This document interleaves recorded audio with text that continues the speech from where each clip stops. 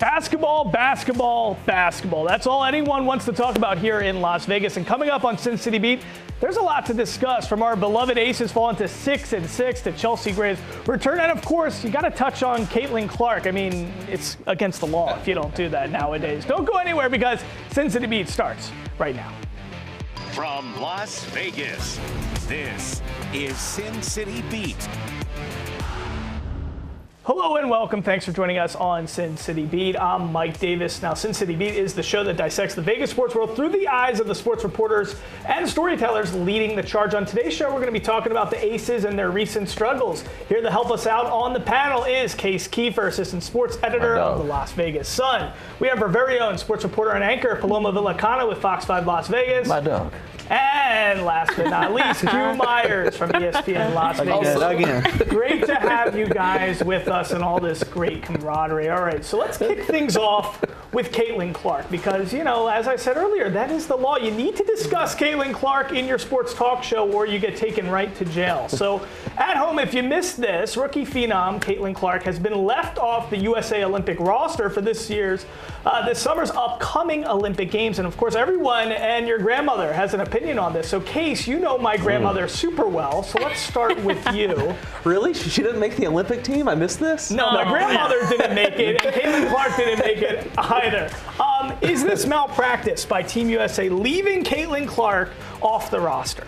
Malpractice to me seems like going a little far. There's just, I think where you're seeing a lot of the tension and a lot of the upset, there's so many great players right now. There's a log jam of players that deserve to be included. I mean, as far as like marketing and playing it up bigger, obviously she's the biggest name in the sport, so I think I would have no problem if she was on it. But I see both ways. I see why she didn't make it. I know she missed some of the workouts. It wasn't a shoe-in, so I don't personally have a huge problem with it, but I understand the extremes on both sides. See, to me, Way to go out there on that limb. I think Polo Ralph Lauren has to be pissed off about this. I mean, I think this was a no-brainer, and I can't believe she's not on the team. Q, are you with me on this? No, I actually don't have any problem with her not being on the team. And I mean, think about it. Think of all the great talent that is on the team. And yes, I realize her name is very large, but all that talent that's on the team, she wasn't going to be playing a ton of minutes, so then what? So then you've got all these eyes on her sitting on the bench saying, we want Caitlin in, we want Caitlin in. Oh, by the way, her game is not where it needs to be right now anyway. She's still trying to get acclimated to the WNBA. Why do we have to fast forward and fast track and microwave everything? How come she just can't ease into it? She's still a youngster. I think there's plenty of talent that has earned their spot. Who are you taking off is my question. Who are you taking off if you're putting her on? I think you can find somebody. I mean, think about it. The Dream Team in '92, they had Christian Laettner on that team. Right. He hit the shot. He was at Duke. He didn't play an NBA minute at all. But you were supposed to have a collegiate on there. Like, I mean, if we're going to talk about it, let's talk about it all. Let's put all the rules out there. It is a little shocking that no rookies are on the Olympic roster, which we've seen in the past. But I'm okay with it. In my opinion, it's like, come on. The rookies are making a splash. Right. Everyone's tuning into the games because of Angel Reese, Caitlin Clark, Kate Martin. The list goes on. Right. I mean, I think Caitlin Clark got snubbed. I know logistically she needed to work out in the offseason and go to USA training camp, such and so forth, but come on. I mean, we all want to see Caitlin Clark hoop. Why not watch her hoop in the Olympics? And everybody's putting a lot of credence into that. You know, she wasn't at the off-season workout. She's not with training with the team like that. But, I mean, for years, we've always had a collegiate kind of person who doesn't have the professional minutes under their belt. And, I mean, I think she could carve out a role on that roster. I was shocked that happened, but it might have been shocking that she wasn't there, but I don't think it was a bad thing that she's not there, right? I mean, I think there's a difference, right? I mean, I think it's shocking because we talk about her name so much, but again, you go back and look at all the talent in the WNBA that's been there for a long time and is continuing to evolve. It's not. I don't think it's a bad thing. They're not going to miss a beat when they're playing in the Olympics. That's for sure. Isn't some stuff more important than winning, though? Isn't it? No, she's going to have no, there's nothing more important than winning. She's going to be on the team eventually. I'm off the fence. What planet are you from? I'm with my guy Q now. What planet are you from? There's nothing more important than winning. Not that I disagree. I'm just saying, devil's advocate. It's a big platform. Olympics doesn't happen every year. Right. This is a great opportunity for female athletes, young girls, to watch the person who's changing the landscape. They're watching anyway. I got the WNBA package. I mean, we're all watching, right? Everybody's watching. I don't know. I hate the narrative of she needs more experience. We wanted to, put together the best of the best. Like, she's already competing against the best of the best. What experience does she need? Diana Taurasi was a rookie on the Olympic team. Right. I mean, she's not playing that well, though. I mean, from an that's the efficiency thing. standpoint, She's not fantastic she's right drawing now. a lot of eyeballs, but she hasn't been the best player on her. I know they're playing better, but Aaliyah Boston's been taken off. She hasn't been the best player on her team. I don't necessarily think the earned it.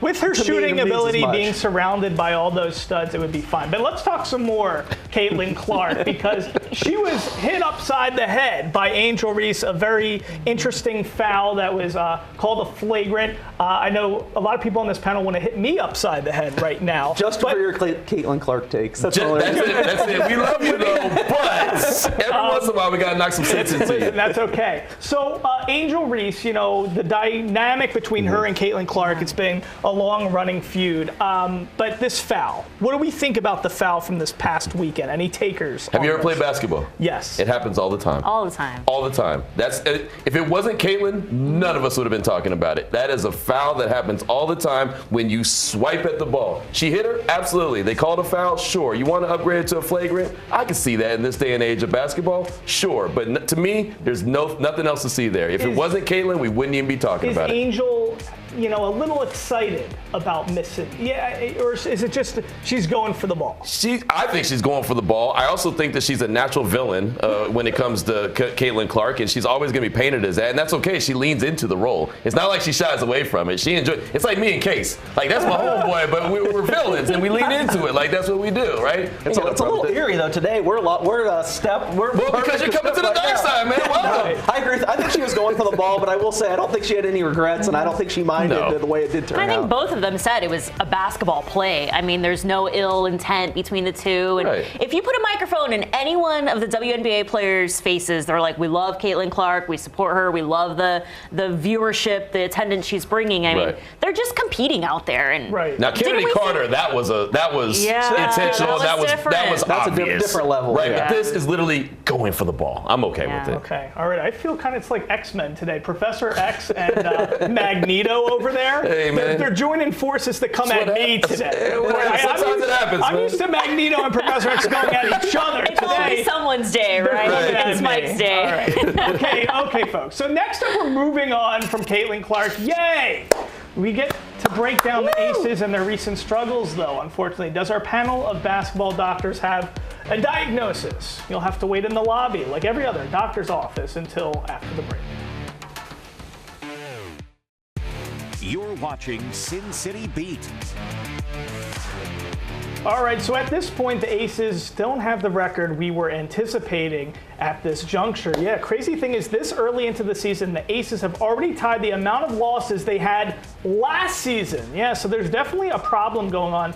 Dr. Q Myers, Reporting for duty. What's your diagnosis?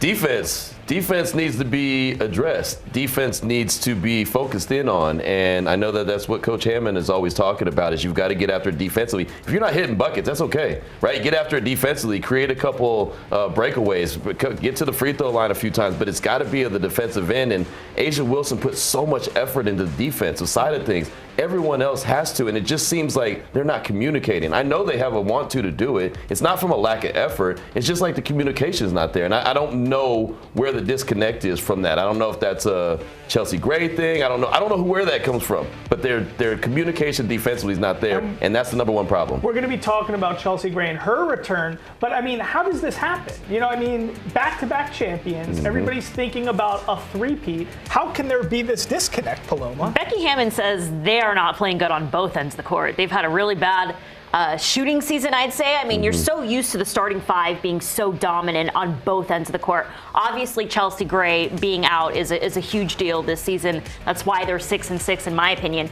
But what I'm seeing, and I told Q this last night on Raider Nation Radio, is when the bench comes in, there's just a drop-off, in my opinion. Like A'ja Wilson, she's so dominant. Kelsey Plum playing really well. Jackie Young has struggled with illness. But it's just not that same energy. And, you know, talking to Becky Hammond, it's kind of hard to ask her, like, hey, what's going on with the bench? I mean, what's going on with the newcomers? Are they not on the same level as A'ja Wilson? Like, Asia's crying after the game, saying, you know, what the heck? Like, we gotta get It's this. the reason Kate Martin plays so much, together. right? Right. because she's out there giving all that effort. Yeah, so it's almost, Becky Hammon said, they don't have an edge. They don't have an edge, and they haven't had it since day one of training camp, and maybe it's the new faces that need to get on the same page with the starting five. And in my opinion, from what I've seen, is that the starting five, they're putting in a lot of work, they're putting a lot of impactful minutes. Whoever comes in for Asia Wilson or Kelsey Plum or Jack Young, it's just not there. They need those red jerseys. The red. Yeah, See the edge, the red. You wear red, you got edge. People are talking about why change colors? Why do that when everything's going well? Chelsea Gray, though, coming into the mix now. We're all hopeful for that. What is that going to look like for the squad? This is the perfect time, right? Yeah, I think once she's back fully healthy, I actually think the Aces are going to be fine. I didn't pick them to win the championship the first show we did here. I'm still probably not going to pick them to win the championship, but I think they get there. I think this kind of dates back to last year, although obviously they never had the record like this. If you remember the second half of last year, if they were just missing one of their big four, their net rating was tanking, they were in a lot closer games. They were big underdogs in the clinching game they won with the Liberty without Chelsea Gray. So I think she was kind of like, of the four, probably the one we talked about the least, and I think now that she's out, you see more and more how important she is to this team. And they've been playing without their point guard for 12 games this season. They've been playing without a point guard, and I think that's why they're also 6-6 as well.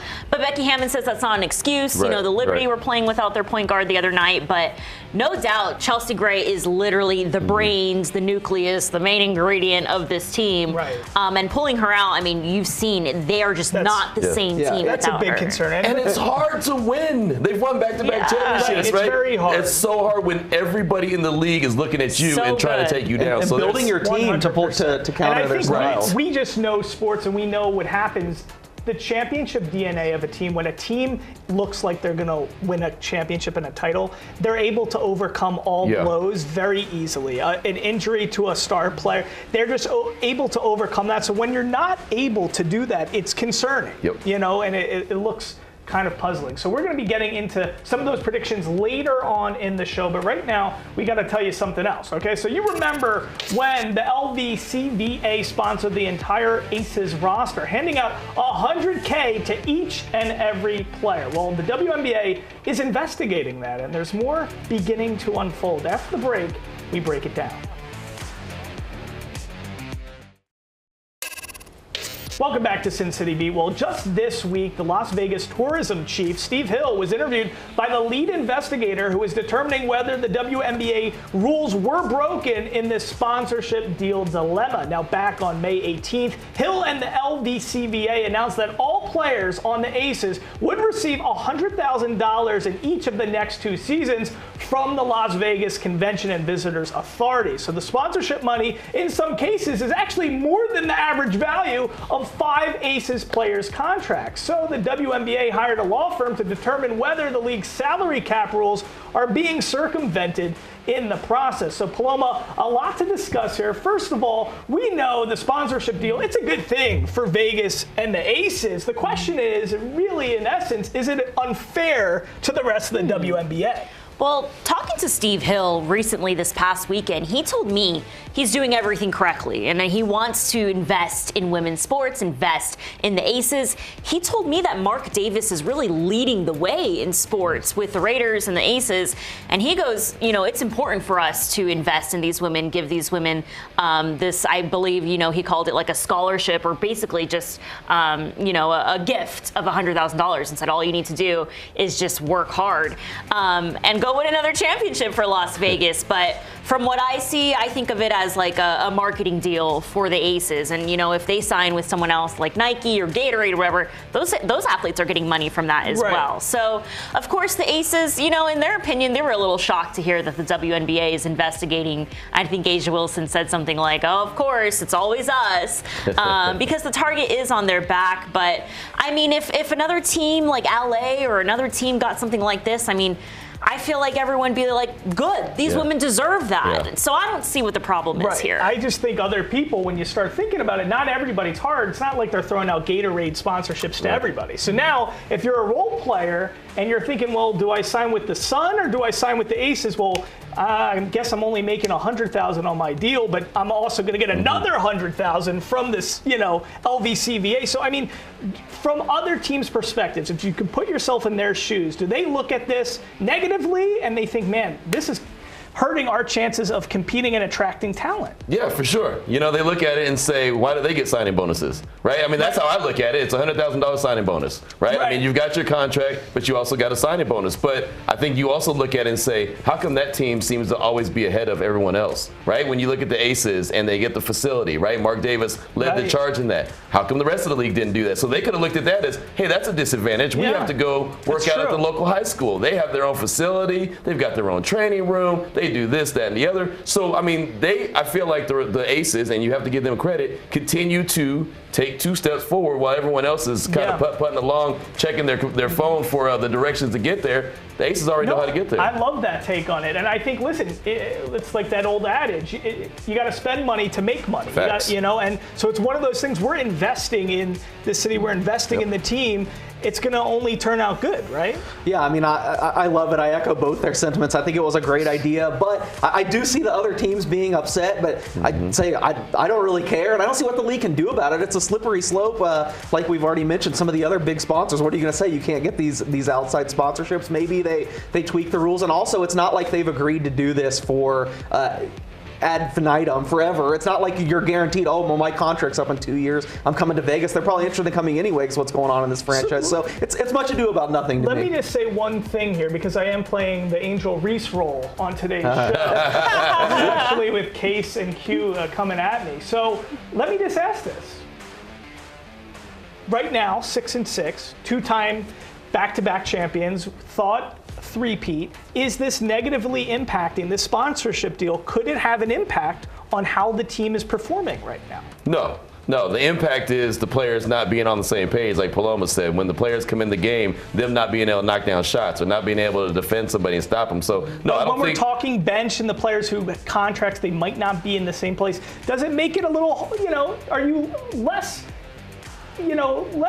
encouraged to dive for that loose ball? Let me give my thoughts. I think it's created more noise around the Aces season. I mean, that's what I've seen. It's just kind of maybe the negativity around the Aces or, whatever you want to say. It's created more noise for them. And, I'm sure they're not super happy to answer our questions about like, hey, what's going on with this $100,000? And they're like, well, we just wish it would just get over with. Right. And the other thing is that the LVCVA contacted each player's agent. So really the Aces as a franchise have nothing to do with this. Almost as if someone were to come up to you and say, hey, we want to give you this gift of $100,000. Right. It has nothing to do with the Aces franchise. Hey, LVCVA, I'm right here, Fox 5. It's a fair question to ask, I think, but I don't think there's really anything to it. I personally think it was probably going to be a rough start like this regardless. I mean, it's kind of human nature. I know it's weird with this team because Asia's going so all out and so intense every night, but I mean, we've heard Becky Hammond say, going back to the Edge thing, it's just like, it's kind of human nature when you have so much success. They kind of do have a different gear and they haven't tapped into it yet. Did we just see a documentary called Aces versus Everybody? Yes. That's what they need to get back to. You want to know the problem? They need to get back to Aces versus Everybody. Well, guess what? Don't go anywhere, everybody, especially nobody on this panel, because the LVCVA is gifting everybody a box of Tic Tacs on this panel. So congrats. Just joking. Because, guys, after the break, we're talking championship predictions. We still got to talk about that. The Celtics just won their 18th title, but I want to know if my panel still thinks the three-peat is a possibility for this Aces team. I'll get their answers when we return. Okay, well, then the NBA Finals just unfolded in uninteresting fashion, I should say. Now the Boston Celtics can add another Larry O'Brien trophy to their collection, number 18 for them, as they look to build another dynasty. But let's refocus on the dynasty right here in Vegas, as the Aces, after being back-to-back champions, had a good feeling about a three-peat. Now sitting at 6-6 with obvious struggles, can this team still do it? Are they no longer favorites? Case, what's your take on this whole thing? To me, there's just a lot more parity in the WNBA right now. Definitely a lot more parity. I don't think they're favorites any longer. I easily think they could do it. I think some of these teams that have been so good, we see the Sun do this every year, not to this level, but they're 13-1 right now. The Lynx, I think, are one of the best stories of the season. They've been awesome. The Mercury, much better. But I feel like a lot of those teams are going all out every night, depth, defense. It's kind of like the NBA we saw. Like, I would compare them to like the Knicks or the Thunder this year. Like, they looked great during the regular season, but was anyone picking them in the playoffs? Right. I think that talent, that top-level talent in the end is going to be the decider. I feel like the Liberty and the Aces are still on a collision course. I'd probably pick the Liberty right now with the Aces struggles, but I think it's one of those two teams. Well, you got that Liberty teal on right now. Exactly. Look at that. Super fitting. What about the rest of the panel? What do you guys think? I mean, listen, a three-peat in anything is difficult. Very difficult. Just to, three-peat in, coffee sales is a tough thing if you're thinking. So three-peat in anything is tough. What do you guys think? Well, I'll say I think that the Aces still have a good opportunity. I feel like Case is in my head because they do have a really good opportunity because of what they've been there, done that, right? They've got the know-how on how to get a championship. I kind of compare them to, say the Warriors when they were when they won their last championship, that was probably the last one for a while. You knew that they struggled a little bit. It wasn't as clean as it was. I feel like that this is that opportunity to get that third championship. They're going to struggle as they have, but reinforcements are on the way. The season's not super long. So by the time they get back, they've got to get cooking, and then it's about being hot at the right time. It's about being healthy at the right time. So I think they still have a chance. I'd really run with the Sun and Connecticut and the Aces. I think will have a collision course and let the best team win when they get there. And this is a huge week for the Aces, playing the Storm on Wednesday night, playing Connecticut on Friday night. Yeah. So this, like we mentioned, Chelsea Gray coming back at the right time. This is a decisive week for the Aces. They beat the Storm. They beat the Sun. Things could be moving in a different direction for the Aces. How do things change with the Olympics, too? Because they got a break. They take that month off. So does Chelsea Gray come back even stronger? She's supposed to play there, right? We've had that conversation about the team. Maybe if you were going to take one person off, maybe you would take her off only because she hasn't played at all this season, right? So that would be, I want to see how that affects them when they come back from the Olympic break, too. All right. A lot of things to consider. It's going to be interesting as well. I think it could be a blessing in disguise that this team is going through this now rather than getting smacked in the face first round of the playoffs. So maybe they'll work through some of these struggles. I want to thank my great panel today: Magneto, Q Myers, Case Kiefer, and Paloma Villacana. I'm Mike Davis. We'll see you next time here on Sin City Beat.